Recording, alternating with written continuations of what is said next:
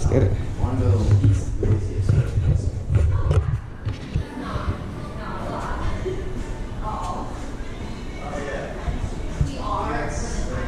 This spot is so beautiful. Like just For sale too? yeah, no, like all this art is for sale.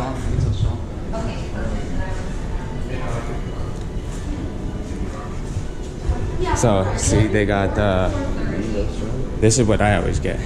Beef fried smoothie. Yeah. I just go with the mango one. The mango one is fire. Yeah, mango's fire always.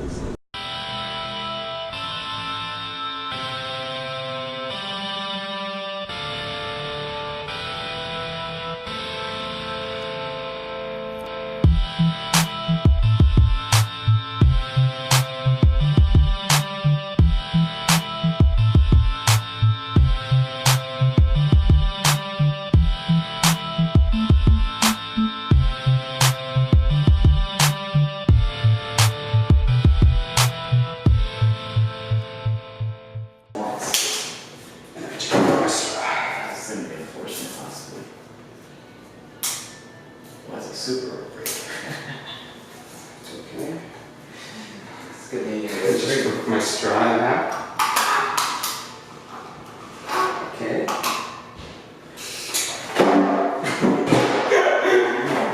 Right off the rip. Bro, so for the listeners who do not know, can you give some background information about yourself? Alright, so just a formal introduction. I'm a lyric. I go by lyric as my rap or music persona. It's hard to categorize my music, but we'll get into that. I want to say, like, the people who know me as Chad Dahmer, though. That's the first thing. It's Chad Dahmer. That's who I grew up as, and that's who I still am, obviously. But growing up, we grew up in Ledyard, the Ledyard part of Ledyard, not the Gales Ferry part of Ledyard, which you're from. And Was it Gallup Hill or was it Ledyard? I went to Ledyard Center, which was one out of the three elementary schools in our area. So it wasn't for a while that we wound up meeting, but that's another part of Yeah, what was it, 7th grade, 8th grade? Yeah, because I think baseball and then like freshman We year. gotta talk about that story about the Will situation. We got a whole bunch of stuff to talk about. But, I've always lived in Ledyard. I've lived in the same house my whole life. Going up to like 6th grade, normal life. Like suburban neighborhood, both parents in the house. I was playing baseball, did a little bit of like basketball and stuff like that. Just playing a multitude of sports, staying active, doing kid stuff. Then my parents got divorced, and that kind of was like 6th grade or 7th grade? That was going into 7th grade, so like I was entering middle school. The summer of like my 6th grade year, and she actually like brought me down to Erickson Park. Really? And my mom told me, that's what she told me. So isn't that like 2 blocks down? Yeah, it's mad close to your house. But so that kind of like threw life for a loop, and it really, maybe like to the point where I wouldn't admit it as a younger kid, but like knowing now, it kind of impacted me because it just threw off my routine. I'm a routine-oriented person, so like not having something like that's huge. Not having a piece of the puzzle, you can never complete the puzzle. So like it was different from then on. Obviously, I learned how to work around it, and I was a little less responsible and mature about it when I was younger.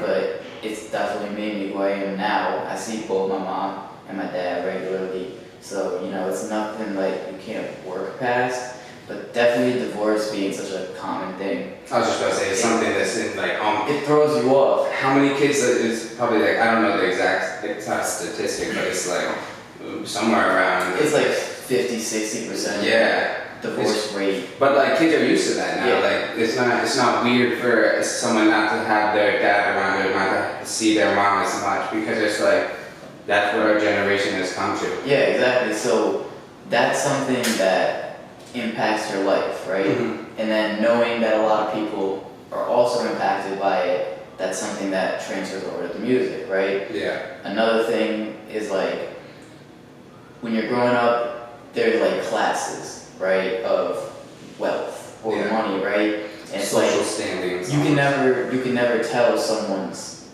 by just looking at them. You can always assume it, right? And so I had people who certain times had grown up. My dad came from like a lower like wealth class, and he had 3 brothers, and it was just his dad. Yeah, exactly. And they were living in a different time, basically. Really. Then he always wanted to do better, right? So like, there were people who would judge certain things that I did. So I always wanted to like have a way of doing like a subtle get back at them. Music's another good thing for that. Mm-hmm. That's something that's impacted me in my music, and that's another thing I don't really always talk about. You know, it's like people will rap on like the smallest things. It's like you never walked a day in my shoes, even if they're nice shoes or dirty shoes or clean shoes or Jordans. You know, it don't matter. You never walked like that. You know, they don't understand the relativity. Exactly. So it's like for you to judge me and be hateful. It doesn't always have to be hating, but it could be judgeful, hate kind of thing. It's like, well, that just inspires me, really. I'm not a kind of person to retaliate. Like, I was talking to one of my friends earlier today, and I was like, you know me. I'm not, if someone's coming at me, I'm not going to retaliate. I'm going to make a joke about it because everyone likes to laugh. Now my goal is to make someone laugh every day, you know? Or I'm just going to ignore. Keep that positivity. Yeah, exactly. I'm going to go along with it, you know what I mean? So like, at the end of the day, you're mad about it. Not me. Not, yeah, exactly. But like, whatever you're doing, you know, about what I'm doing every day. So that's just like, growing up in Ledrick's house impacted me. Everything else pretty normal.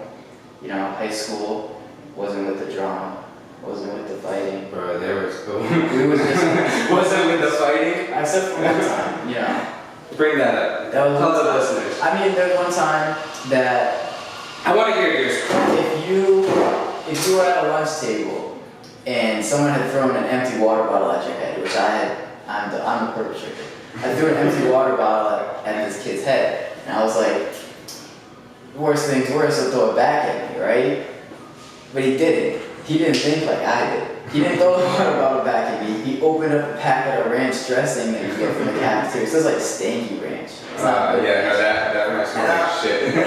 I don't like ranch in the first place. I don't like any of those condiments. I'm mad picky. Yeah. And the smell is what really gets me. Dude opens it up and like whips it at me. So like it like sprays all over my clothes and stuff. And you're like a clean freak with your clothes. I am. You like to be like spiffy. I was wearing nice shoes that day. Like he was lucky they didn't get on the shoes, you know. But like it just set me off in a way I'd never been really set off before.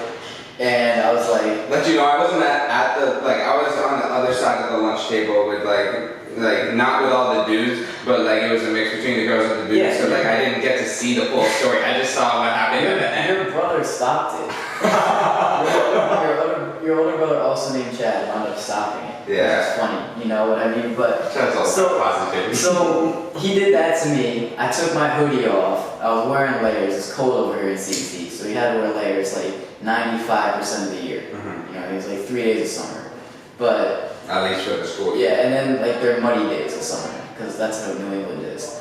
But so I took my hoodie off when it was cold, and I had an undershirt on. I turned over to my friend and I was like, "Yo, I bet you $20 I won't punch him in the face at lunch ending because it was like 5 minutes before the bell." And he was like, "No, I'm not gonna bet you. I know you're gonna punch him in the face." So I did. I just walked up to him after lunch. From behind? Yeah, I was like from the side. I hit him. You know, I mean, it was the first altercation I've ever been in with someone I'm not fond of, so I didn't really know how to approach it. Are you guys good now? Yeah, we're cool. I mean, you can only really get past sophomore year by just getting past sophomore year. Like, Yeah. it's not really. There's no grudges. There's no beefs. There's nothing to rap about. I could talk about how getting out of school suspension is way better than in school suspension. I agree with that completely.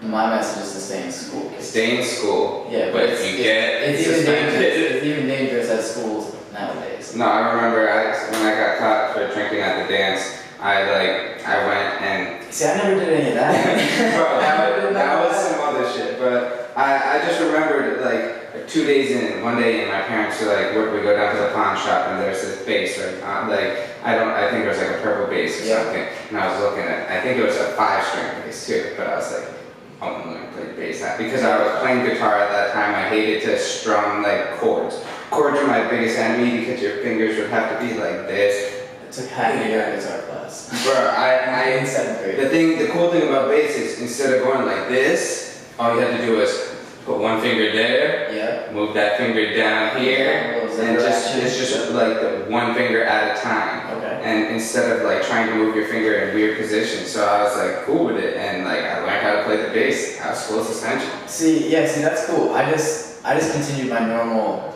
everyday buffoonery out of school for that suspension. I just worked out, I smoked, I ate food, and I slept in because, excuse me, You can it was have a school. day. Yeah, exactly, but I didn't have to go to school. So they did me a favor. Excuse me again, they did me a favor, which is great.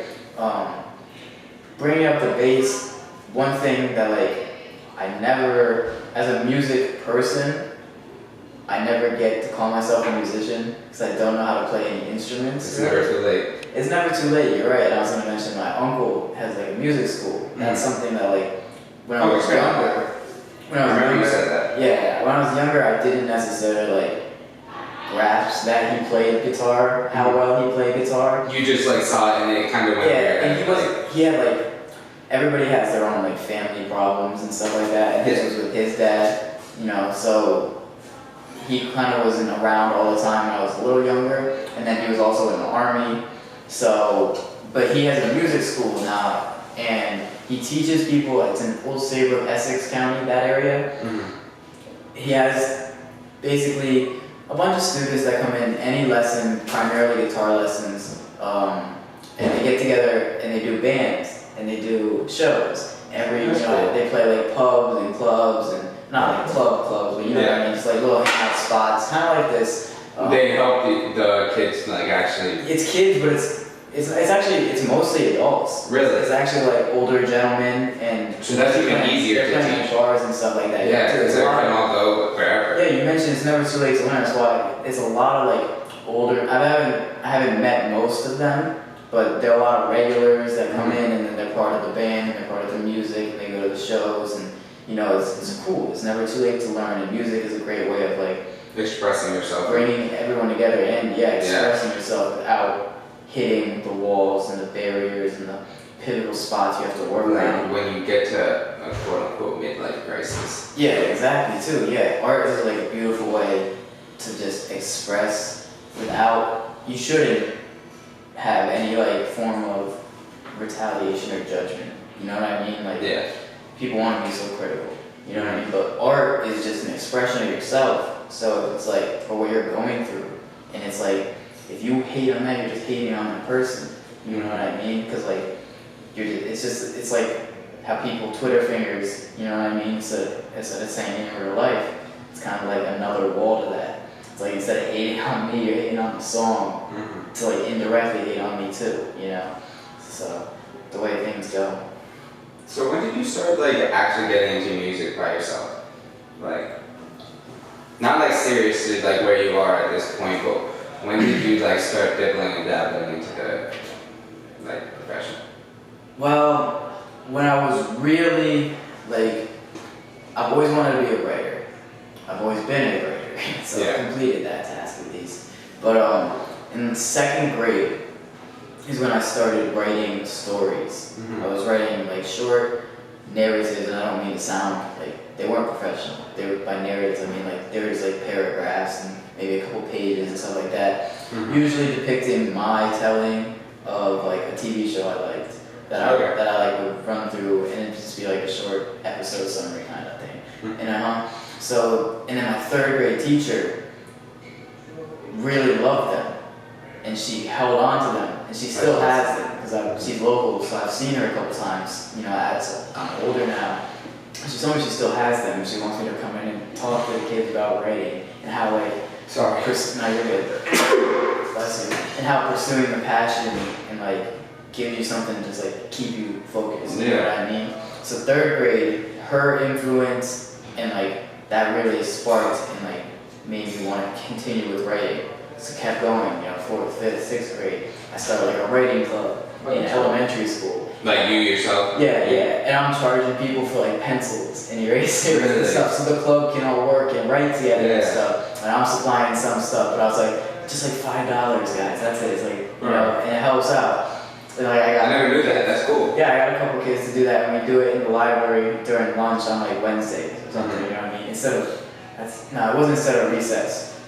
I think it was instead of recess sometimes for like a second time every week. You know what I mean? But like, that's just how it was. I really liked writing. And then that's just like the general of writing. Then our friendship was like what really made me get into music. There were a couple times before that where I had like experience. It was one time I was really young. My parents have, it's like, it's kind of like similar to like my second grade story and stuff, but I wrote like a hook to a song. Yeah. And I forgot how it went, but it was something like based on like Dirty Little Secret or something like that, because I was playing a rock band when I was that young. And so my parents kept it, and I don't know where it is, but that's like a grail right there. If I can get a hold of that, I can incorporate it. But so that's like early. Rock band or Guitar Hero? Which one? First solo experience, definitely Guitar Hero. Yeah. Like if you're playing by yourself, like I'd play that on like Christmas mornings. Like, but if you want to be with a whole band, yeah, because I get it on Christmas Eve. Like I got Guitar Hero 3 and Aerosmith edition, I think, on Christmas Eve one year, and I played them all night in Christmas morning. It was the great Like Guitar Hero. that was perfect. It sparked Chad into getting a guitar and started going to lessons, which then got me to start doing it. So it's like. No, see, I never was impacted by that, but I've always just really liked video games over everything else, so that's why. It just helped me like video games more, which is something that I really like also. But, so that was, what was I going? Oh yeah, so I was at a couple other early things where it's like, the first song I ever wrote a remix to, I thought it was Bill Gates by Lil Wayne, and I have that. It's at home and like when I used to actually write in notebooks and stuff. But then I remembered earlier this morning too, because I was thinking of stuff that I might say here, and I was like, oh, I wrote a remix to "I'm Going In" by Lil Wayne and Drake. Also, Lil Wayne's one of the goats for wordplay, and I'm big on lyrics. Yeah. So I wrote that in like 7th grade, and I recorded it on like my QWERTY slide-up keyboard phone, and I had the TV, Xbox 360. Which one do you have? I had the Samsung Reality. I wish I had a picture of it. Or like I had it with me still, because it'd be like a strap. What did you have, Verizon? I had Verizon, yeah. And it's just like, it slid up vertically, like this. Yeah, that's what everybody wanted back in the day. That or the Motorola Razr with like the I was just about to say the Razr, yeah. If it was a flip or if it was a slide up, you were boss. But now it's like, we all have one simple thing. Yeah, the iPhone. The touchscreen. Thanks, bro. Or everybody that doesn't have an iPhone has a phone that looks just like this. It's a smartphone, it's the generation of doing everything yourself and having it right in your hand. So yeah, you said it was Right Above It by Drake and Wayne? I'm Going In. I'm Going In. And I recorded it for like a minute and a half playing the instrumental on my Xbox 360. I actually think I was recording over the actual lyrics. Really? Yeah. But that's just how, not used to it what I was. Yeah, exactly. And so I recorded and I was like, I wasn't ready for accepting the fact that I like doing that. So I didn't think it was good or like to stick with it. Then fast forward to sophomore year, correct? I'm chilling with you on that everyday basis. Is that when you started chorus too, sophomore year? No, I believe I did it freshman year. I started it freshman year. Okay. I believe. Yeah, freshman year, and then I did it all the way up to junior year. So that was my first like musical influence on stage. Yes. Which helped me do my own shows and stuff, which I only done 3 of. But I remember the first time I ever rapped or thought about like rapping, other than that one instance, was when we were at your house. We were scraping for Bud. We were calling everyone. It was was it like 3 in the morning? Yeah, it was like 2:30, 3 in the morning. We were calling like all the seniors, every club we knew. We were looking for things. Hey bro, you know where we could find some Bud? It was like 2:30, 3 in the morning. Les Stroud Survivor Man's on like the Discovery Channel because we're that dry, and he gets a sudden brilliant burst of ideas. And like he just looks up in his brother's room, finds something.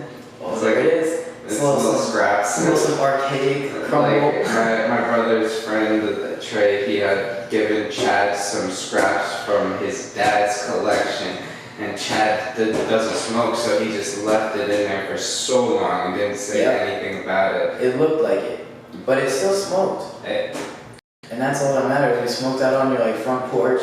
Which was like one of the first times I ever did that too. Yeah, exactly.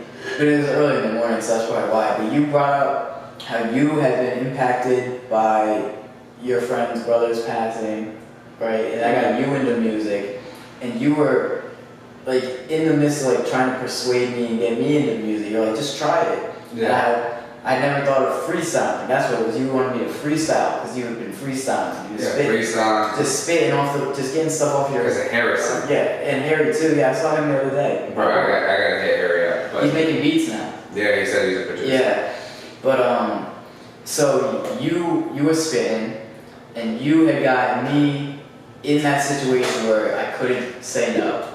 Yeah. You were just like got me there. I was too persistent. We just smoked. We had went through all that to get that little bit of archaic crumble. We smoked it. Yeah. And then you're like, all right, man, I gotta rap. And I was like, oh, I don't know if I can. Yeah, man, like what? So I was like, kind of putting it off a little bit, and we decided to go get munchies. And we walked to the gas station, which is like. I haven't done that in so long. Yeah, we got whips now. We got whips. That is so crazy because that used to be every single night. Yeah, exactly. So we start walking, and we're walking over your bridge that goes over the train tracks. Excuse me. And you bring it up again, and I'm like, I don't know, man. And then like out of nowhere, I just like I spit a one-liner, and your road is called Brown's Crossing. Yeah. So I just tried to use something, and I was like, I'm on Brown's Crossing. I am rap bossing. And I like flipped out hype, and I was mad hype, and then you win. And I was like, I never remember what I say. I don't remember what you said either, but you had already rapped before, you know what I mean? Yeah. It's like, this was just, you getting me into it, so obviously I remember. I was like kind of like helping you like come in. And then I think we paused. Was it just acapella or were we rapping? We were rapping without a beat, we were just walking. Yeah. And I think we just like paused, and we were like, that wasn't that bad. And then we started going, me again, you again, me again, you again. Like, as we were walking all the way to the gas station, we get our munchies, we get mad munchies, we get mad munchies. And then we come back, we're rapping all the way back again, just going back and forth. And it's more than one-liners, you know what I mean? And that's like literally how it's been since. It's like me and you started that way, and that is like it's nuts to think about. The drive that I've had to keep going with like the music is like that's what made me really want to do it. So let's talk about the MGK movie. Okay. So can I tell you something? Yeah. I've never really fully seen the whole thing. Really? The whole thing. I've seen most of it. I've seen like where he's like tripping and he's doing shrooms and you know he's at his show and he fucks himself up on the car, right?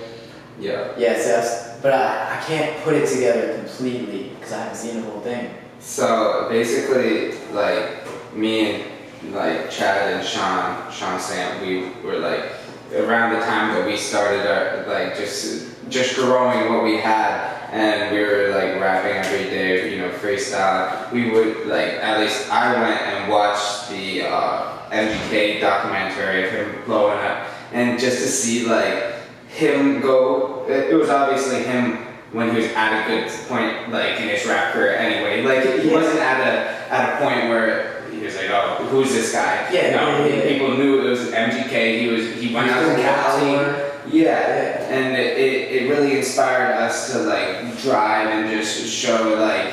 It was the kind of thing that like. It helped us. I say I haven't seen the whole thing, but that's because it was the kind of thing that was like on in the background while we did everything. Like we'd be writing music to like our All the Above remix that we did, or like our Joe Budden Put It Down remix that we did, and that would be playing in the background, or the beat would be playing. You know what I mean? Mm-hmm. Like that's how it was. The movie was inspirational, pivotal, even though I don't like have the whole thing.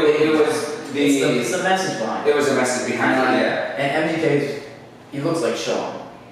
He looks like Sean with some Brian. Yeah. And the thing is, the crazy thing is, remember the first time it was watched, we went and we stopped, and like Brian hit me up on Facebook and was like, yo, I got a stew, come over. Yeah, that was big for us. And then we used that as we would only watch the movie for something good to then happen to us. That was so big for us, bro. Yes. We're going to the stew. We're going to the stew, man. Like, it's like, and there's no knocks to him because this is like one of our mentors, but it's like, it was just a house stew. You know what I mean? Yeah. We heard stew and we thought, this is huge. Yeah. Studio, you know what I mean? But like, And it was. that's what it, yeah, I was about to say, and it is. It, It still is, because that's what we want to do now. You see nowadays, like all these SoundCloud rappers and everything, like they were just making all these hit songs, you know, at their crib. Yeah. Like, you know, in their home studio. Be in the system. Yeah. Be in the system. I need my nicotine. I have to have it. Where is the? I'm sure they have it somewhere. Yeah. I'll keep it in as long as I can keep. So yeah. Okay. Let's see. What do I want to ask you? So I noticed you went on a hiatus for a bit. What was so important about taking some time to just like take some time away?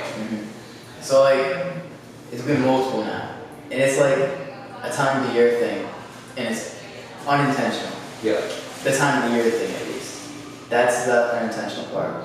The hiatus part is very much intentional, and that's just because I don't want to speak for others, but I'm big on time. And sometimes after high school I realized this is what I really want to publicly be about, is music, you know what I mean? And like I realized sometimes you want to go full head and you want to charge at it like a bull. But that means like sometimes you might get your horn stuck in the wall or something. Or like, you know, an obstacle, sorry, bless you again, no problem. An obstacle that like comes up and you're running so fast and it blindsides you, you know what I mean? Yeah. So like sometimes you want to keep going with that approach of strong and, you know what I mean, just full at it, but you need to also be prepared. Cautious and be smart. Yeah, it's like you gotta move around wisely, and you want to be able to you don't want to jump too far so that you can't take a step back. You know what I mean? You always want to make sure that you can retrace your steps, or if you need be, take some time away from whatever it is. Like, I'm big on the environment around you and all the stressors that like impact your life are what like they make the day product. You know what I mean? Yeah. That's what, excuse me, every day that's what the product is, like it's impacted by the things around you. So if like you're in a position where, when I was working at Walmart, right, like out of high school job, you know, just nothing that I was too worried about or too proud about, it's just a job. But it was mad stressful. It wasn't hard work, it was just stressful because the people sucked. People that don't know how to treat people like people. You know what I mean? I'm pro-human, treat humans like humans. They just want work done and then they want to make money off of it because it's corporate America. And so like, that was big on stress for me, and like my face was breaking out when we were going, like that was in a Webby shoot, you know what I mean? It's like the stuff you don't want to be worrying about while you're doing music too. And so I took a break from it. I wound up getting fired on Valentine's Day. They broke up with me. It was very sad, but they did me a favor, and I was also on a day of a school shooting, so I was like, it could be much worse, you know what I mean? Versus those families that are affected every day. But, you know, so the stressors in life are big on what the music comes out as. Where was I going with this? Your hiatus. Yes, oh yeah, exactly. So that's why when there's stressors, I'm not gonna put music out. You know what I mean? I'm just gonna take the time away to make sure. I like to put music out, and I tell myself I'm never gonna delete a track that I put out, because it'll always be there to show progression. Even if it was good at the time, always in my mind. You know what I mean? But even if it doesn't sound good a day later, I'm not gonna delete it, because it's gonna show the person who listens in to that song, and then a day later they listen to my newest song and they hear the, you know what I mean? That's what's the stuff that like hiatuses give you. They give you the time to like recollect, re-strategize. You know what I mean? Like resupply. That's what you do with play that. Exactly. Yeah, with play that, I took a whole new approach. We were working our butts off the previous summer, right? Like a year ago now. You had like the stems, the ideas, like the breakthrough and stuff, but you also had like school coming up, and you were taking on like living in a house on campus, and like just school in general, plus your internship. I was asking you to put a song out or help me engineer a song every week, and record it at your house and stuff like that, and we were making it work. You know what I mean? But sometimes you just gotta re-strategize. So I released Again, then Crazy, then Nighttime. Those are the last three last summer. That was like the last bit of July. Yeah, no, August. Last week of August. Mhm. Because I was gonna release the last song September 1st. And I wound up not doing it because the song wasn't ready. We recorded. I still have the file. The song wasn't ready, and I just decided that I need to prioritize something different and take a different approach. And that's just like what the hiatus stemmed from. It was just like that was the approach I took. Is like, let me sit back. I write music constantly, so there's no way. Yeah, there's no way that I won't be making music. Yeah. You know what I mean? People just won't be seeing it, and people get assumption. You know, they like to assume when they don't see the product every day, they want it now, they want it fast. They don't see it every day. That's the generation we live in. Yeah, it is, because that's how media is given to people in entertainment. So it's like you have to perform to that level, but at the time, I'm not ready yet. So I'm gonna perform to the level that gets me noticed. So then once I get noticed, I get recognition. We get like a team going. You know what I mean? With like people who are behind me and we're pushing like money, and that's when you really get into like all that work and stuff. But small level, small steps. The hiatus is important just because like I said, if you keep going, you're just gonna run out of gas. You gotta stop and fill up sometimes. You might put out a song every week and you can do it. You know what I mean? But like your fan might need a break, your fan base might need a break. You know what I mean? Mhm. Like Russ is a big inspiration because he kind of like takes the single approach and abused it on SoundCloud. He abused it, and a lot of people don't like Russ, but you gotta recognize success. I'm a big fan of his, and so what he did is just like a single approach. And it's like, oh, it's not an album because it's his 11 projects or whatever that he did prior to that failed.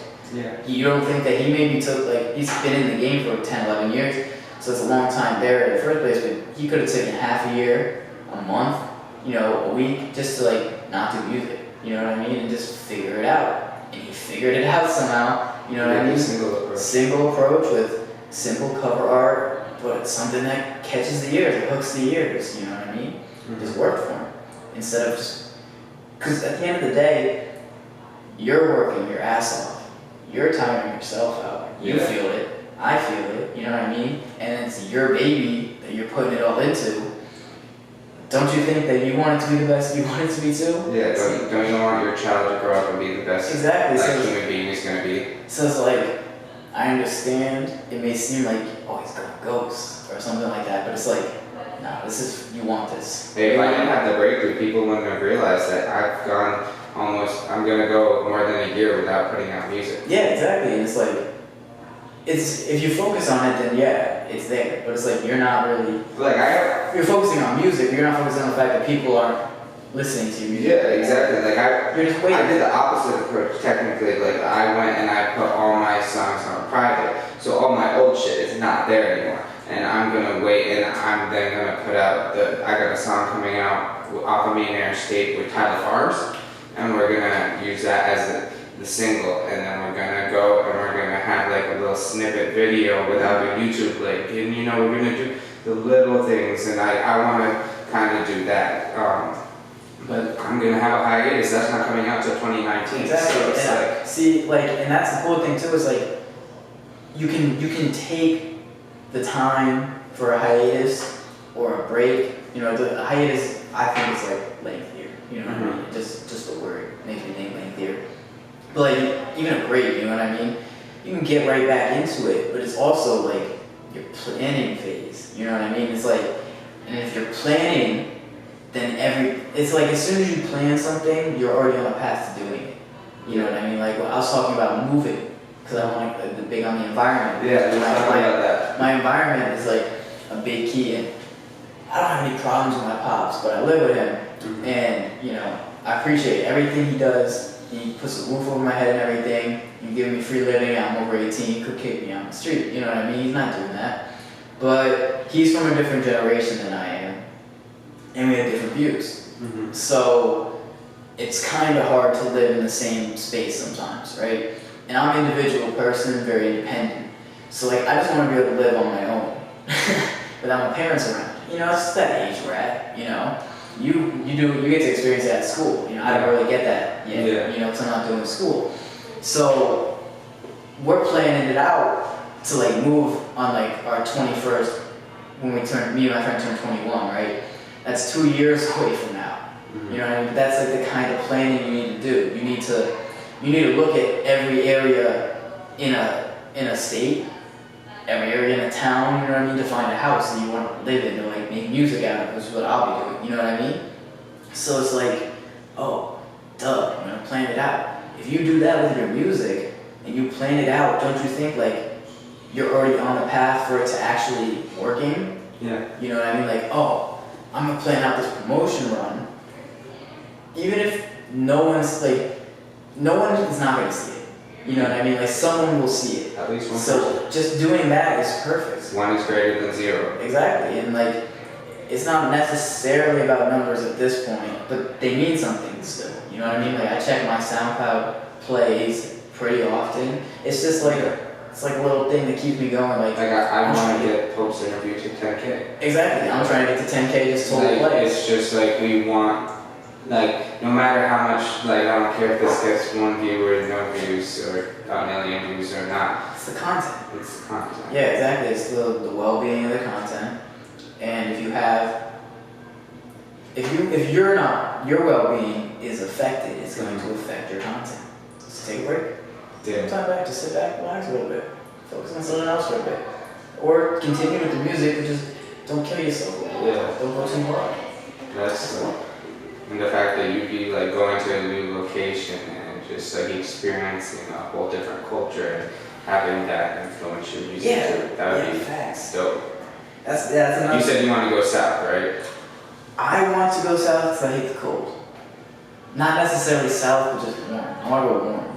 So, like, you said you were also looking for just like a cheaper living area because Connecticut is, yes, the taxes and everything are high. That happens, like, it sucks.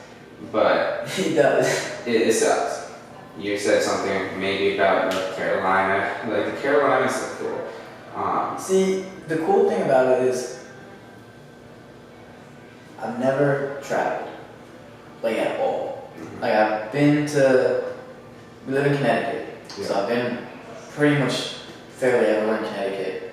Then I also been to like most of the New England states, you know what I mean? I've been to Ohio. My mom's from Ohio. Go Bengals, you know what I mean? Like that's why I'm a Bengals fan. Ohio State. Yeah, and stuff like that. I rep Ohio because my mom is from there. Or she lived there at a point in her life, and it stuck with me because our family still lived there. You know what I mean? So I visited there. So like, that's all I've seen though. I've never seen a palm tree in real life. You know what I mean? I've never been to like beaches on a different coast. Because Ohio doesn't have a coast. It's in the middle. Yeah, it's like landlocked. Yeah, exactly. Everything else is on the East Coast. That's where we're from. So anywhere I move, I want to be somewhere I've never been to. So it's like, obviously, you know, northeast coast, New England area, it's cold as fuck here. So I'm trying to eliminating that. I'm trying to get away from the cold. Because like, I like being able to go out and see. But you also want to be on the water, though. You want to be on the coast? Yeah, I was thinking like, it's like North Carolina's good for that because it's also coastal. Question, east or west? If you had the choice to go anywhere, would you want to be out on the west coast or east coast? I give you the free chance to go wherever the hell you want. You have to make a decision right now. Where would you go? Oh man, it probably, if I had to. Just coast right now. You cannot say a place. It'd definitely be the west coast. West coast. Right? It's the now opposite where of on where the I'm west from. coast? Oh man, See, like, I want to say something that not a lot of people would say. But I want to see like Seattle, so I want to see the Space Needle. Seattle? See, I want to see the Space Needle. Would you live in Seattle or would you live in the town? That Seattle? was another place we were talking about. I wouldn't live in Seattle probably because like at the moment at least for like or in 2 years when I eventually get this move going. Mm-hmm. Probably not Seattle or even close to it, just because it's the cost of living I'm looking for. You know what I mean? Yeah. And that's like California area still, so it'd be a little more expensive. So, because it's on that above that coast, it's a like, Seattle, Washington, right? Yeah, Seattle, Washington's like above, and then California's like here. Yeah. And California is the third largest economy in the world. Mm-hmm. So, plus, it affects the things around. I don't know how warm Seattle is. It's rainy a lot. Yeah, I was gonna say this. Which is why I said like for a coastal thing, it might shock some people. You know what I mean? But like Washington, that area is the top coast. But I've always Seattle wanted to on the coast though? I'm not The city of it, no, but Washington. Washington State, yeah. If not, We're doing sorry. geography. Yeah, Yeah, that was my least favorite thing in school. There's no geography be if not, sorry if I'm incorrect here. But I also really have always wanted to see the Golden Gate Bridge, in San Francisco. That'd be fire. San Francisco would be a cool ass sound, like shoot a video in with the trolleys in like the middle of the road and shit like that. Go to a 49ers game. Yeah, I got the 49ers, but I do support Cap. I wish he was still on the 49ers. Yeah, or playing football like you should be, but that's how it works, you know what I mean? Politics, man. Yeah. There's politics in everything, from sports to music to actual Yeah, politics. it's just an industry. Everything's an industry, everything's a business. I just hate it. Everything can be taken advantage of, profited off of, or. I'm stopping with the politics in this game now. So there's some people that I might get some slack from having Filthy V on next week, but Yeah. I'm still gonna have him on because he's a CT artist. I'm like, screw it. I'm not gonna not give him a chance. See, I like politics. I don't like politics. I like the game and learning about the game that these people keep falling for. Mm-hmm. It's like everybody understands that politics is a lie. It's like, why are you still believing in it? You know what I mean? It's like same with music. Like everybody's always like, fuck the label. You know what I mean? And then you see all these artists who say that it's signed. You know what I mean? Because it's money, and money talks, and money's the corruption and the breeding ground of all the corruption and everything. Yeah. So it's like you're gonna see people who play with the money and people who play with the things that the money influences and people who get mad at what you do, even if you're not influenced by money, you know what I mean? But as long as you stick with like your game plan, you know what I mean? And that's what you're doing, is like supporting CT artists, you know what I mean? Like Doesn't matter, bro. you're not throwing up everybody you know who might just say they're an artist, you're throwing up like artists from CT, you know what I mean? You're just giving everybody their shot. I have no beef with anybody, and from now on, what I'm gonna say is, hey, if I don't have beef with you, then I support you. That's what I mean. It's like, you don't have beef with me. Excuse me, I don't have beef with you. I'm all about supporting the CT. Like creatives, the CT vision. You know, CT supports CT, I like to say. Or it should be. 1063, man, A60 plus 203. Yeah, exactly. You know what I mean? Like that's what it should be. It's like a lot of people working together. Shout out Setting Snow, they agree with that. Yeah, she's blowing up. Yo, she OD. I see her like her tweets and stuff. And just signed to Island Records, man. Yeah, not props. That's amazing. That's a congratulatory moment, a round of Yeah. applause right there. If you had the soundboard, Yeah, right. Get the round of applause going. But that's a congratulatory moment, you know what I mean? So bro, she deserves that. You know what I mean? She got a crazy joint. She got a banger. You know what I The mean? Yank rhythm is. That's a CT circulatory song. If someone was like, I don't know what blog posted it, but they like posted the song and they were like, this is like the hottest song in CT in the past decade, and I was like, yo, that's a big up. No, there's a lot of And it songs. might have, I don't want to like say the wrong name, but it might have been Lyrical Lemonade. Word. I'd have to go back and check, but yeah, she. Now, big ups to her. That's crazy, especially because she's female and doing it too. You know what I mean? More props. to her. She just released a video, 04 Stefan Don, Word. and it was shot by Rook. Shout out to Rook, because he's been killing it. We're hopefully See, getting him on the show soon too. I need to get more familiar with. See, you have a good part of knowing a lot of people too. 'Cause Yeah.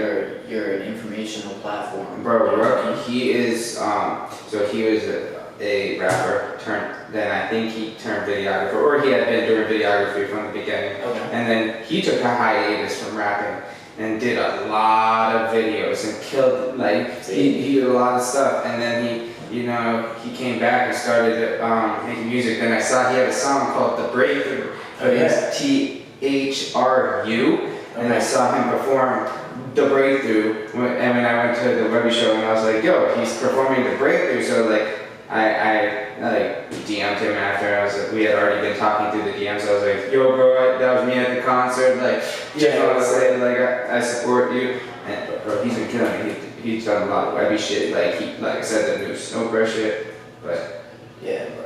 Shout out Webby for having us in that video and just like being cool people. It's like I know a lot of people like to get so worked up over like opinions, and like music is like one thing I feel like you shouldn't get worked up over opinions for. But, like, It's hard. it is hard, you know what I mean? And a lot of people feel targeted, or like, especially with like certain things that Webby has said. I It's like, understand both sides. Webby's a great guy, you know what I mean? It's like cool people's, like, it's sort of people that like he might not be fond of, or you may feel he's not fond of, you know what I mean? It's Like, I fuck with Zane's Let's- music. Diego, I fuck Yeah. with his music. Yeah. I love it. Like, but respect that's the grind. I love Webby's music. I love his music. That doesn't like. I feel like beef is the problem. Like, I know that like a lot of people use, and this is moving like past, but I just want to shout out real quick. But like beef in like just general like the media, like whether it's 6ix9ine versus the world, or 6ix9ine versus Trippy, or like, you know, whoever it was, whenever it was, you know, it's just like, I understand. Jay-Z. Yeah, well, more recent. Yeah, That was like not like that was real beef. That was real beef. that was real beef. That was real beef. But like my point is like nowadays I understand that It's it's the a troll. positive thing because they're trolling for views and views equal money.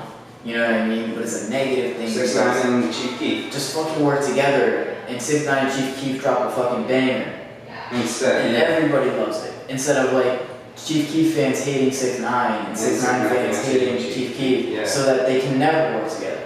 Even Yeah. though it's not really like they might be like there might be some anger there because they're But not I playing with the kid. understand it sells, and I know why people do what they do, and I understand if someone doesn't like how they were treated. I understand that there's gonna be Yeah. beef and there's gonna be stuff, but if we could all just come together, because you know, you sit someone down in a room and you talk with them one on one, they're probably a good, genuine person just like you. Like if they like you, they're gonna. I just don't get it, man. It's the money, like I said, the money green. I think it's the egos that like. It's kind of like. because like the kid, like Lil Pump, right? Like you look at Lil Pump and you think, oh, this kid's an idiot. You know, but the kid is smart. Oh, he's a genius. You know, I watched the J. Cole and Lil Pump interview. It's like he's still like his the way he talks, and like he's obviously like less available, just like telling of himself. Well, he You know what I mean? knows how to plan that out. Yeah, but like it's like when you hear him talk, you still might think that, right? But like hearing what he says, the way he moves and stuff, you have to be smart to set that up. You know what I mean? You have to be smart. Anyone can troll. You know what I mean? It's been something since like Xbox Live. You know what I mean? Like any dude on Xbox Live will troll you. You know what I mean? It's like that dude Lil Pump just found out a way to make it a billionaire or millionaire, you know, money growing thing. Yeah. You know what I mean? And it's like, oh shit. Bro, it's nuts. It is.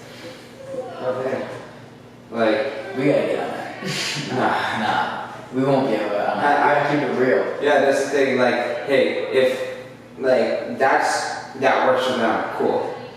But like, I'm keeping with the lyricism, even though lyricism might be dying out. You know what I mean? But like, I like lyricism. I don't even know what I am. I think Jid just killed every single person in Is that it Jid or freshman JID? I call him Jid. You know what I mean? He'd be like Jiddy Jid, you know what I mean? Yeah, It's JID, yeah. Like you just search JID without the periods in front of it, it won't come up. Okay. So it has to be like with that, but I call him Jid. You know what I mean? Yeah. He ripped that freestyle. He's the only real lyricist other than like Ski Mask. Yeah, but Ski Mask still does it differently. You know what I mean? Like Ski Mask is so unique. he's got it's like a circus flow. You know what I mean? Not like how like a circus sounds or a circus is like put together, but just like it's like bouncy. You know what I mean? I think it was Tyler Luke said it last night. He's like, he said Ski Mask is like one of his new favorite rappers, and he was like, He's been it's like a little bit, yeah. yeah, he's like, it's almost like I'm watching a cartoon Yes. while listening. That's what I'm saying. And yeah, like And I was like, yo, it's and he's like like, animated cartoon Yes. Popeye kind of music, like crazy, but like get trippy, like Coward the Dog. Crazy Yeah. Coward the Dog trippy kind of stuff. I haven't listened to him too much, like I haven't delved into his catalog, but you know, I was a fan of X. Rest in peace, long live, because that's crazy. yo, time out. That video, Of him? the sad video, Oh, that's genius. That's actually. that was, I hope to God that someone in the like industry actually puts that and allows that to go for some awards. Because that's video of the year for me. That was fucking genius, and the whole time I was watching, I was like, no way, this can't be happening. no, I was like, yo, he's gonna show us that he's alive at the end. Cause like, X is different, you know what I mean? It's like, he did the whole like fake hanging himself stuff, you know what I mean? Like that was him being childish and not realizing the impact on it, right? And it was for music. So a lot of people theorized, oh maybe this is for it too. And like, I didn't want it to be that, right? No one But I didn't want him to die either, so I was Yeah. hoping at the end of that video, like something like, but then it said long live Prince, you know, Jase. And I was like, Yeah. you know, long live, his music was beautiful, and like, I mean, he makes me like comfortable with the fact that like my roots are pop or not, or like rap music, like Eminem and like 50 Cent and stuff like my dad kind of like filtered through me and stuff like that, and then my own taste that I acquired through the times and like listening on my own, and like Linkin Park and like alternative rock and Three Doors Down and Breaking Benjamin and stuff, and then like XXX and Trippy and even like 6 9 kind of, because he's like low key screamo, but he's just yelling, you know what I mean, some rap lyrics. They got like this, and Lil Peep, bro, like Lil Peep was fucking, Lil Peep also rest in peace. I was about to say that's who influenced me. They're very, yeah, they're large influences, but they're also just brought together. It's the drama action. Like Linkin Park did it, and then it's like That's very true. Linkin Park, wasn't it was like a weird rock that was really rap at points. yeah, But it like was, Hybrid Theory came out in the year I was born, or 1998 or 2000, one of those years. And it's like, listen to that like off the rip. You know, Transformers 1 and 2 had Linkin Park songs. yo, you know, no, they had that one was Rest in peace, Chester. Rest in peace, Chester. New Divide. Yes, that.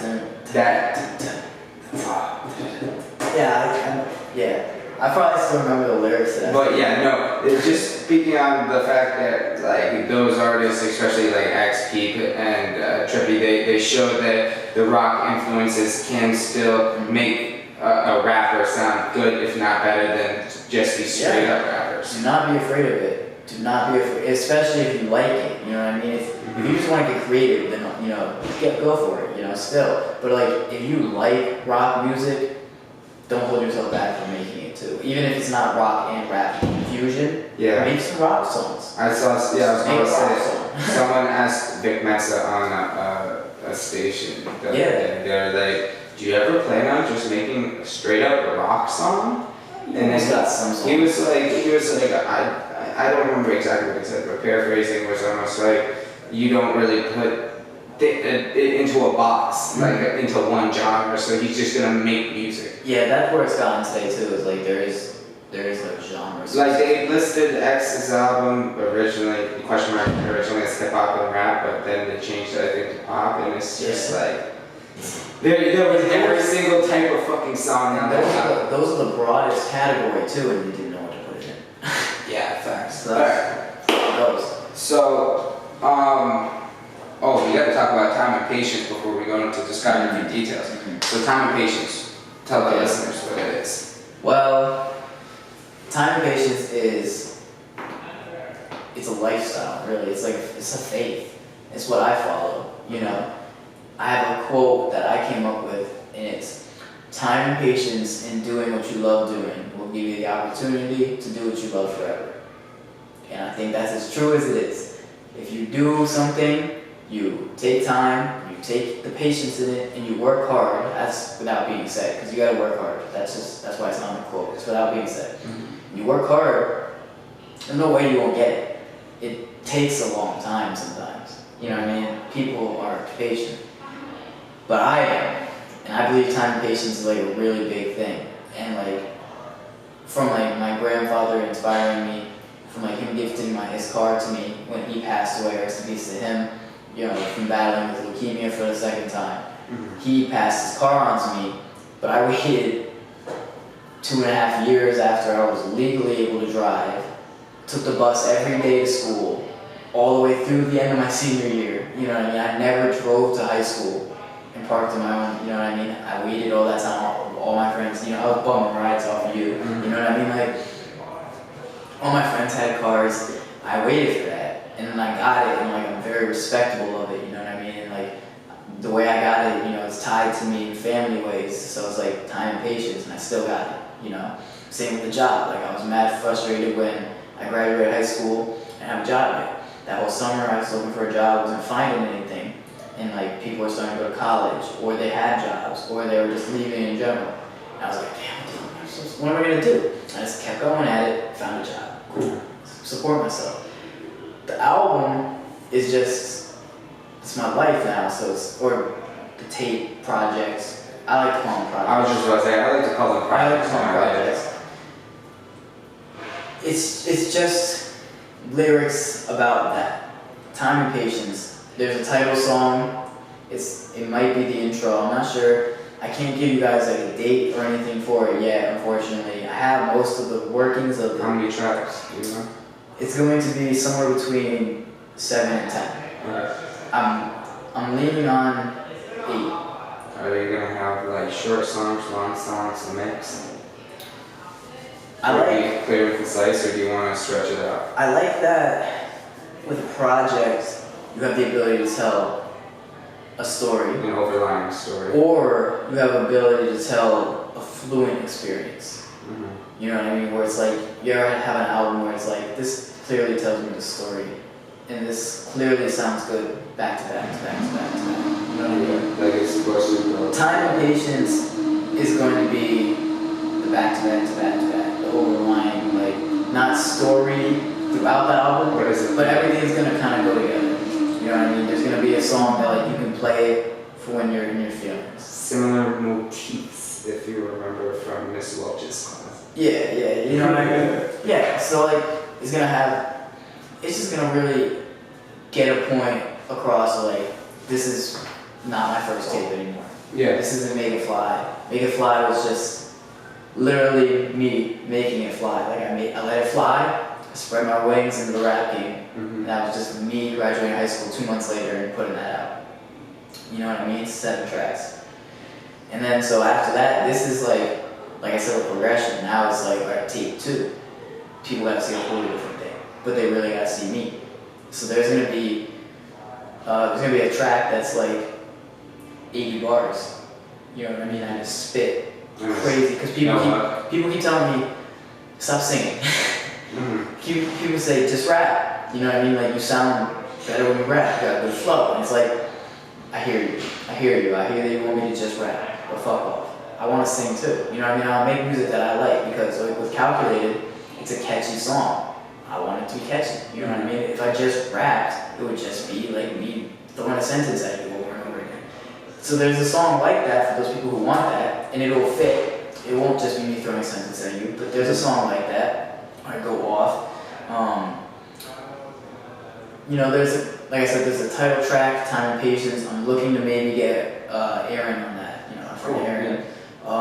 That would be fantastic, but I'm not sure yet.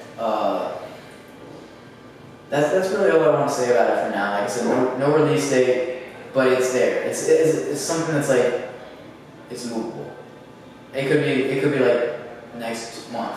You know what I mean? Yeah. Or it could be like, what was it, July?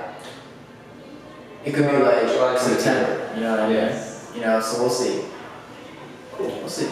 So now we're gonna go into discography details. Okay. This is a section where I'm gonna list off, I'm gonna say a song name, and you got like 30 seconds to a minute. I'm not timing you or anything, but just a quick story of like what happened when you recorded it, something that you remembered, like just like What key. makes me think of. Yeah. Okay. So we're gonna talk about the first one, Just Now. That's the first. That is the. I guess you could say that's like my first anthem. You know what I mean? Like people had texted me before I did my first show, and I only had the tape out really, and that was it for like my content. And they're just like, I see kids walking around the hall singing your songs sometimes. Mm-hmm. And like the dude booking the show told me that, Zeb, and I was like, that's crazy. It's like probably what it feels like when you hear your song on the radio for the first time, Yeah. but like on a small scale. So like that's the first song I ever put out. The original version has over 1,000 plays. It's my most viewed single. It's my worst song. Yeah. For sound, you know what I mean? But then I remastered it for the tape, and that's, also out there. So it's 2 Just Know versions on there. And someone also did a remix of it. Cool. And put it in SoundCloud. That's dope. What about No Sleep? No Sleep that's like my first lyrical song. Where it's like, let me throw some bars and I have to re-record over again because they sound old. You know what I mean? Like, that was like a song we kind of worked on a little bit more. You know what I mean? Even the hook where it's like, it's 6 a.m. I got no sleep. It's like, I was writing that at 6 a.m. It may not have been 6 a.m. but around that time, I just woke up where I was up already late in the night writing music. You know what I mean? And there's one bar is like, second verse, walk down to the cove and stare at the sky, think of those stars one day I might be, stick to the script, you're not in the scene. It's like, I would literally walk down and have a cove, body of water with a boat launch and a park bench at the end of my neighborhood, and I would walk down there whenever, like throughout my whole life basically, and just like, whether I was smoking weed or I was just going down there to get fresh air, or I was young and I was looking for crabs in the water. Like, I would always just go down there and just like look at the sky or like look at the ocean, take in the environment. Appreciate it. Yeah, so that's like one of my first lyrical exposure songs. Cool. What about So Long? So Long, alright, you want a funny story? I wrote So Long while you took a shower. Really? The whole song. That was... While you took a shower. It took about 30 minutes because it's a short song. Yeah. And I've been waiting so long that repeats, so I only had to wait I only had to wait so much. So while I was waiting for you in the shower, I wrote So Long. Cool. That's just how sometimes it's inspiration, it's quick. You know what I mean? There's no specific time to writing a song. You know what I mean? It doesn't mean that it's good or bad because you wrote it in an hour. It's good or bad, it's good or bad. What about Condo? Condo is one of the fan favorites. That's something that it may not be the most viewed or anything, but like a lot of people I know are like, I like Condo. You know what I mean? That was one of the first ones that even the people like... That was my early personal favorite. I was about to say, even the people like Sean, you, Zach, that's one of their personal favorites, if not still their personal favorite. So that was just right off the rip. Play that as probably my new personal favorite. Word, I appreciate it. But I think just off the rip, that was like instant gratification from fan base, first time. Cool. Other than Just Know maybe. What about Forgot Your Name? That was just like me taking a little bit of fun with when Brian was mixing that, just the delays and stuff like that, and really helped put that song together. So I was thinking about how it sounded without it the other day. It would sound very weird. Yeah. Because the way that it's just slow. So the delays helped with that. But that's just like when I was younger. I'm not that old now, I say that, but high school, middle school, talking to different girls and stuff, forgot your name, sorry, you know what I mean? If you're from a different town or something, I see you at a party, it's like, forgot your name, was it Tiffany or Lexi? Was it Stephanie or Becky? Okay. Yeah. But No More. No More was one of my favorites, bro. I wrote that in the bathroom stall at school during lunch when I was packing lips. And then the beat got sold.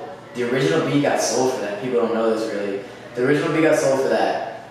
And I found the beat, just like, search a beat real quick, find a new beat. The first beat I picked, I was like, yep, this works. And that's it. that's what No More is. And it's like, I'm gonna reach my... That's a song I should redo. That's a song I'd like to redo with like... Remaster a bunch of old shit. More, a different engineering approach and like more knowledge behind this and stuff like that. And also more comfort with my voice and the mic presence. I would really like to redo that. What about Never Again? That was just a fun song where it's like, I liked the drum text. I forgot the lyrics for it. Bombay, just the gin, you never say never again. Yeah, I like that part. So I just felt like this is something maybe people can bounce to. I just have to do it at the end of the tape. That's all. Just a good song. I like Make it. It Fly. Make It Fly was that was the other kind of most lyrical song for like a purpose. That was just like talking about like, it's obviously, the title track. It talks about the tape, and like the process of like the making of the tape and getting into the music and stuff. And then like the last verse is more like transition of after high school. And it's like all our friends are starting to split apart. It's like the last couple lines are warning. It's like don't drink and drive specifically, you know what I mean? But like just be safe to like all the people that have crossed paths with me throughout high school, or like even if like even kind of like, be safe, cause like that's how we all make it fly. You know what I mean? We gotta make it without hurting ourselves in the process. Mm-hmm. So that was just like a message to all my friends and stuff, like be good, like do your best and stay blessed, but like be safe, smart. What about Sirius? Sirius was like after the hiatus, a little bit of hiatus after I put the Make It Fly tape out. Mm-hmm. I was like, fuck this, I'm serious about this now. It's like, Yeah. you know what I mean? Like, I'm not playing around anymore. There might be a serious part 2, I don't know. But, A little disclaimer. there might be, and maybe that's just for when the hiatus comes around and I gotta let y'all know again that I'm serious about this. It's not a game. I'm serious about making music. This is one of my passions. It's a dream, but it's as realistic as I make it. Mm-hmm. So I'm serious. What about Noel's? Noel's a good one because that was like one of our favorites that we worked on together. Mm-hmm. Because I really like Noel's. Sean did the cover art for it. That was like one of the first like Photoshop cover arts that we just put together real quick. We're inspired by like the Russ single idea, just simple cover arts and stuff. I just really liked it. I felt like that was like a really catchy song, similar to Calculated. You know what I mean? I really liked it. It was sending a message, kind of like serious. Where it's like I'm not taking any L's this year. Mm-hmm. I'm going hard with the music. I just came off of a show, or 2 shows, 3 shows. Yeah, because I released it in February. My last show was in December. So my only 3 shows I've done, I just came off of them. You know what I mean? And I was ready to go. I was not taking any L's in 2017. Thanks. And that was 2018. That's crazy. Yeah. So what about Waves? Waves was the wave that brought in the first attempt at us trying to do singles every week on a weekly basis for the summer. And we did 10 or 11 or like 9 to 11 tracks. We had some planned out that we didn't put out, which is why I think it's so many. And it's just put out a song a week. Try and get stocked up songs. If we didn't, we'd make a song that week and we put it out. And that's what we did. I was writing a song a week, or I was using the song I already wrote. You were working on the engineering, Sean was doing the cover art. It was a 3-pronged ring or a triangle, and we were just working off of each other. When you would put out something, because you were doing your super grad stuff, like all that too. I remember that. We would change our profile pictures, all of us, to something you were doing, like your cover art. If it was for my single on Friday, switch over to me. Wow, that was so long ago. That was good team cohesion. I liked how that worked. Mm-hmm. So that was good. What about Real? Real was a good song because it's a shout out to my grandfather. Because like I said, rest in peace, and keeping it real. He gave me that Hyundai with the V7 engine or whatever I said, and it gets me where I need to go every day. Keep it real. That's how I live my life and pay for my stuff and keep music going. Say I pay for music too, invest in. So that's really a shout out to him.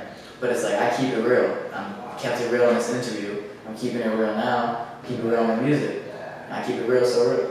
They don't know how to feel about it though. So now we get to the one. This is when I dropped Supergrad 2. It was Looking Up. And that was when I was Clark Kent. Looking up. Yep, Clark Kent. Jumped on the track for the feature. That was prior to Dave Clark. Yeah, that was before all of this, just finding out who we wanted to represent ourselves as, personas. And so you were Clark Kent going off Supergrad and stuff. It was really smart, so why not, right? You hopped on Looking Up. I thought, this is an uppity beat, Clark could get on this. We need more collab together. We always talked about collabing. We always ran together as when we were young into this. So I said, Clark, get on this. And you did. And then I got on some of your tracks with your tape. Yeah, which was unexpected. Revolution and Kryptonite. Which are very good songs. I like those too. That's right. Then you released Superfly. Yep. Superfly might be what some people say is don't sing, or don't try to make a catchy song. because they don't like it. I don't like Superfly as much now, but it's one of those songs like I said, I'm keeping it up there for progression at the moment. I liked it, obviously I did, because I did. You know what I mean? So like I threw Superfly up, you know, I'm super fly, you know, and sometimes I'm super high. That's just how it goes, you know, listen to the songs, because I don't remember all the lyrics like that until I look at them. But, you know, obviously if I was more prepared for that, that'd be fine. But that's cool. Superfly was a good track though, either way. Yeah. So what about Warfare? I liked Warfare because the cover art on that was really dope. I like the AK-47 and like the sideways Warfare. You know what I mean? Like that was me. I don't know if I was inspired or like frustrated or something at the time, but you know, I was like, this means war, you know what I mean? No more, you know, no more moving like the tortoise. I wasn't moving slow and I'm ready to take war to the doorstep kind of stuff. And that's what I was saying. It's like, it's kind of just like serious, just like, or Noel's like, just getting the tone across. It's like, I can make uppity and like chill music like Superfly summer jams. That's what I like to call them, summer jams. But I could also make some serious or like lyrical stuff like Warfare. Cool. I like to switch it up. How about Again? I like Again so much. Again is such a good song that I wish I had more plays because I feel like that was one of our first experiments with like just using different like voices and stuff like that. We used our little conscious thing where like my conscious was talking to me with the high voice at the beginning of the song. And it's like, because the first bars of should I listen to my conscience? Lately I've been unresponsive, you know what I mean? And it just talks about, you know, that's a really good song. I like that, just for like the end. I do a little bit of a different like breakdown kind of thing. It's not just a formatted song. It's great. I like it. Cool. How about Crazy? We're getting down the last couple. Crazy is one of the songs that was a song that I wrote really early. And I was like, I'm holding on to this until I know I want to put it out. I think we recorded it maybe once or twice, and I was like, no, it's not ready. And then when I finally had gotten to the point where I was ready, I was like, oh, this is good. I added some ad-libs into it. That's a good song. It's like, they say I'm crazy, but they don't know anything about me. You know what I mean? It's like, they can say I'm crazy for wanting to do this or taking a risk or whatever, but it's like, go ahead and say it. You know, that's all it is. They're saying I'm crazy. How about Nighttime? Nighttime's like, I take it like some really hype shit. I think it was when we met Ray Shrek. Okay. My 18th birthday is when I wrote it. It's not when I recorded it, but it's when I wrote it. And I was like, these dudes, when we met them, like, I don't know how you felt, but they give off like a vibe. You know what I mean? It's like, Sway is a little bit more like, I don't know how to describe him. But like, I feel like Jim's a little more serious, but they both have like such an energy to them, like a vibe. Like they feel like they're always like.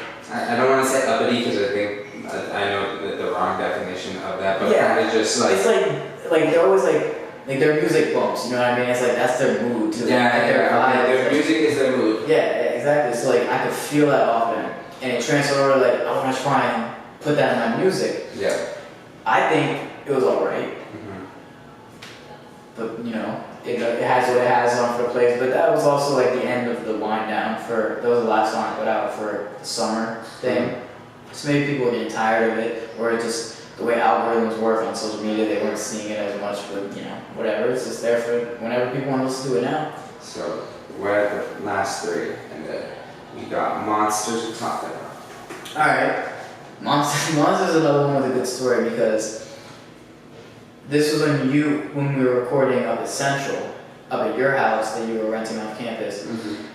I found out how to use autopilot in my car, cruise control. So I wrote this is the song I wrote on the way to your house. Shouldn't be texting and driving. But listen, it wasn't texting and driving. It was writing a whole song and driving, and then rewinding the YouTube beat and switching over to the app on YouTube. So it was a lot, but I was on cruise control, so I was doing most of the driving for me. Don't do this, for real. But, alright, so let me run down the day real quick. I'll do it quickly. So Saturday morning is when I'm going to Clark, or Saturday night is when I went over to Clark's, right? Saturday morning I wake up at 8 a.m. I have work at 2. I work from 2 to 11. I get out at 11, I go home and shower, I leave my house at 12 to drive an hour to Central. I get to your house at like 1, most of you were sleeping on the couch. And then I record that song that night, and I wrote it there, on the way there, driving. And I left without sleeping still at like 6 in the morning and got home at 7:30, 30 minutes from 24 hours, it would have been like being absurd. So that's the first like experience I had of like saying, fuck sleep, let's make some music.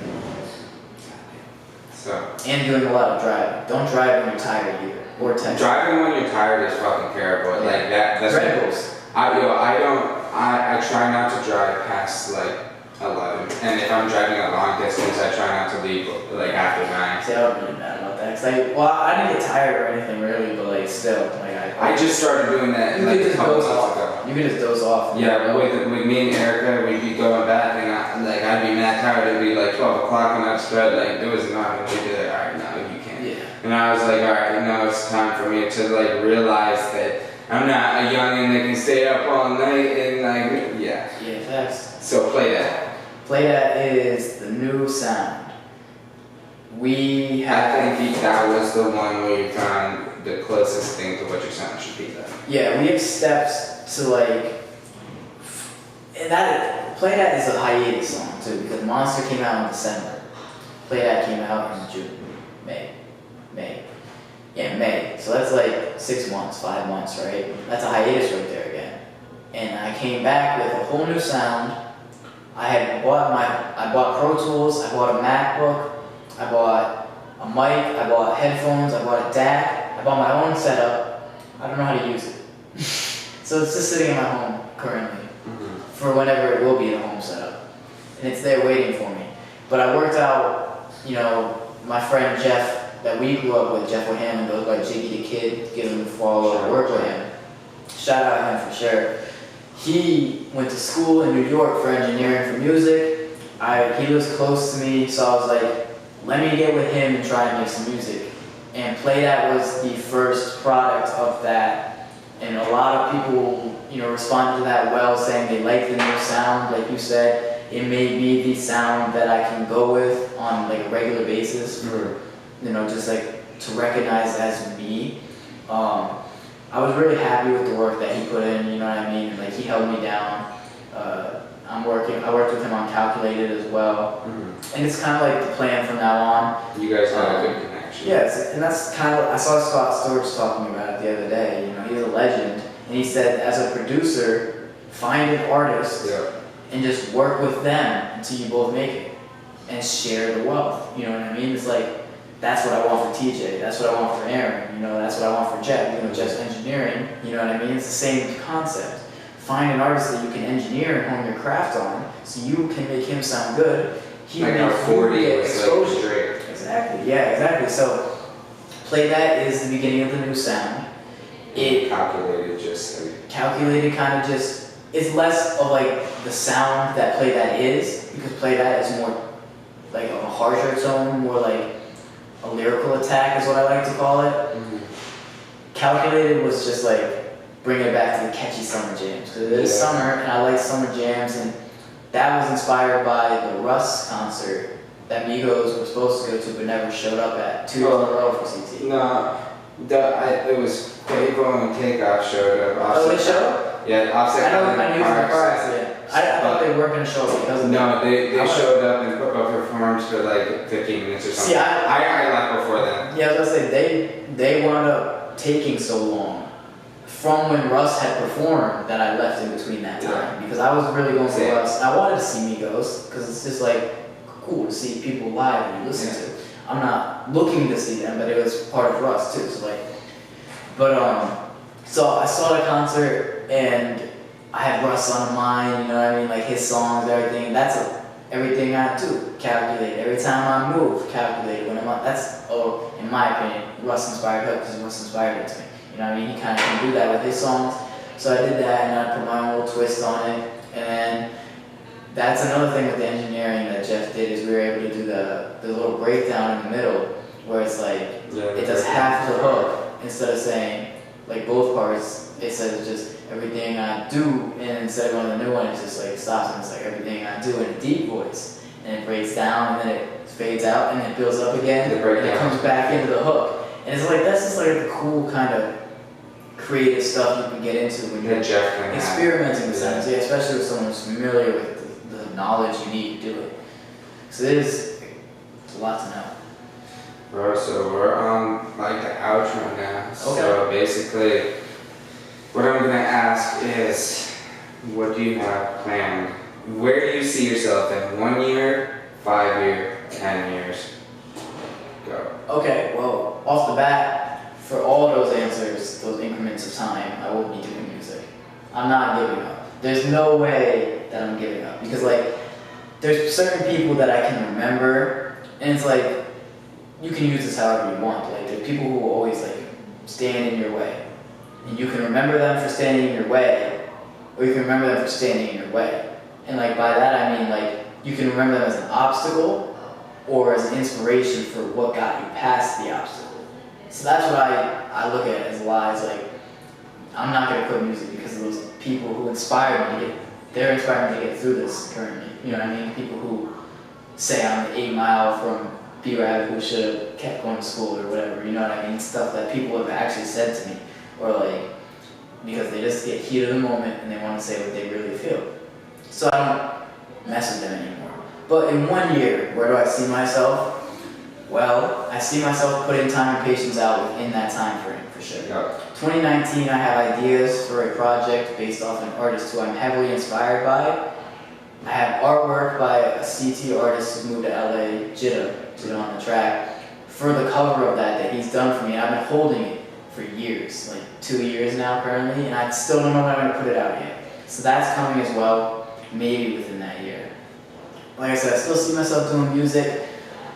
Currently working at a mall selling sneakers, and that is way less stressful, and that is helping me make better music in my opinion. Mm-hmm. And now that I'm back on the road, it's just going to be a lot more of like stacking up bread and working towards music and self-investment, and you'll see a lot within this year of that. With it 5 years? 5 years? 5 years is when I really see myself. I have what I want to say. I'm going to change it up a little bit. At 20, which is at the end of this year, basically, I turned 20. Mm-hmm. I'm going to start pursuing my realistic goal, what people call it, and that's personal training. I'm going to get a degree in personal training, or pursue that at least.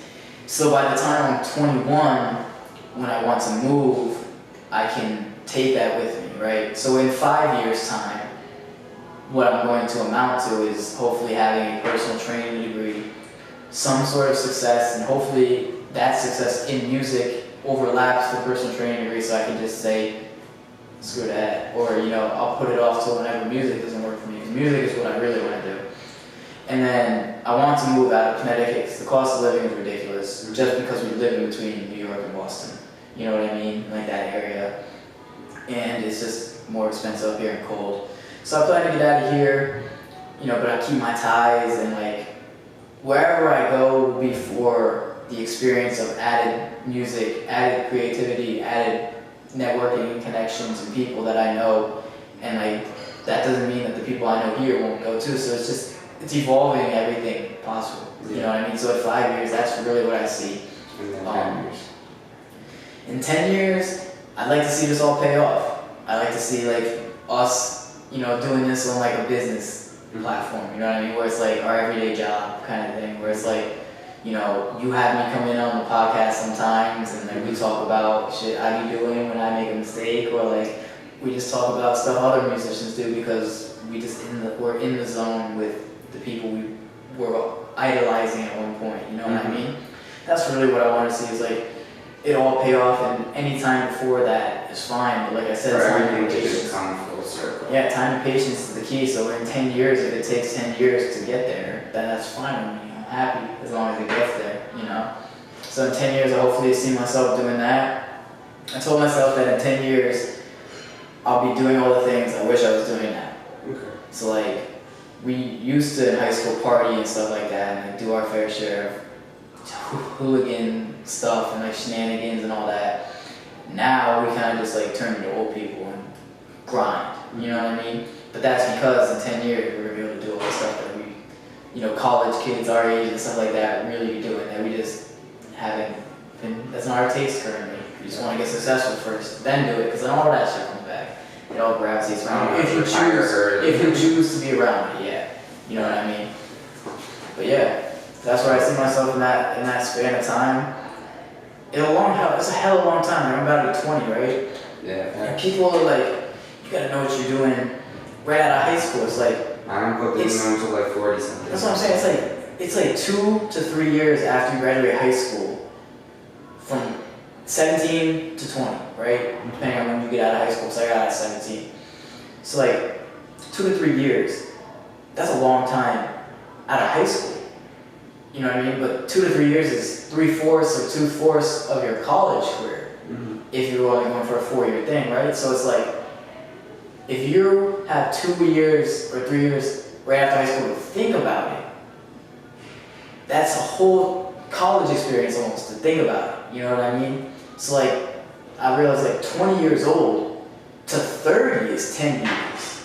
You know what I mean? Like that's half my life almost really. More than half my life, because I'm 19. So like 10 years in between is a long time to figure it out.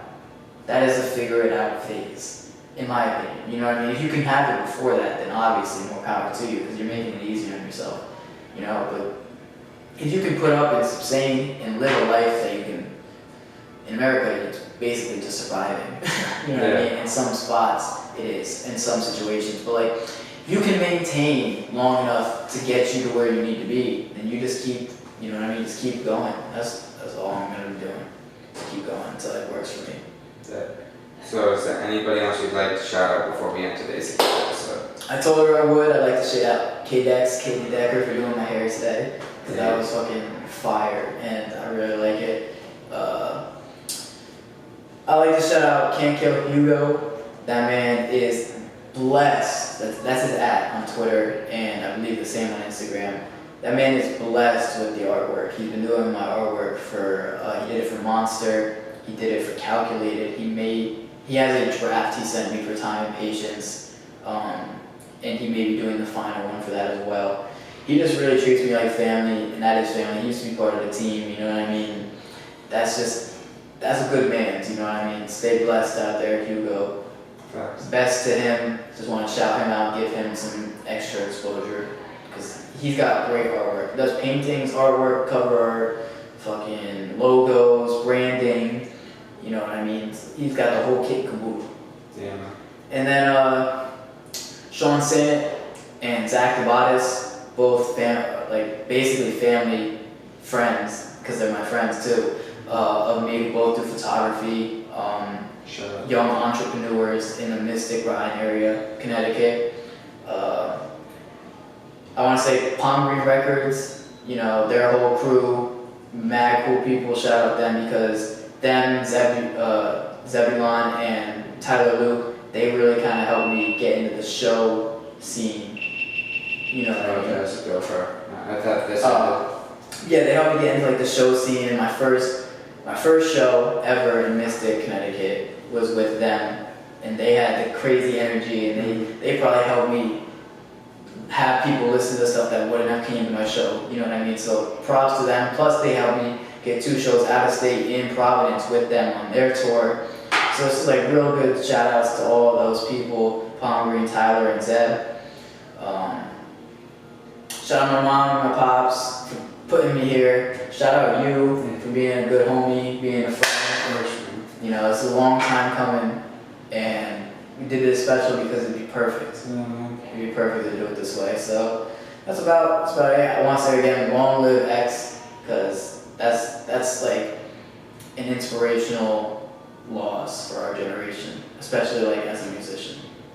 I saw Adam from the Jumper said, isn't it funny that all the artists and creatives and musicians and stuff are touched or saddened by X's passing, and all the people who don't make music and don't understand are the ones who are judging him for his wrongdoings and his accusals and all that. Mm-hmm. And it's like, yeah, those are the people that don't understand how inspirational X is. Like, I wouldn't compare him to X or to like Tupac or Biggie, as some people have, because I didn't know them, Tupac or Biggie. Like, I didn't listen to them or like was around during that era for their inspiration, but he was that big. Same with Pete, you know what I mean? Because Pete brought in the whole inspiration of the alternative rock and stuff. So shout out, yeah, rest in peace and shout out both of them.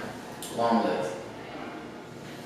You listening to the breakthrough? We just finished the special. Fuck yeah. Shout out Half Evil, Evil Skies, and Rob Markman. Upraised Clothing too. Right to Dream. Corey Potts. Hey, shout out the sponsors, Upraised Clothing and also the Depot Collection. I love you guys.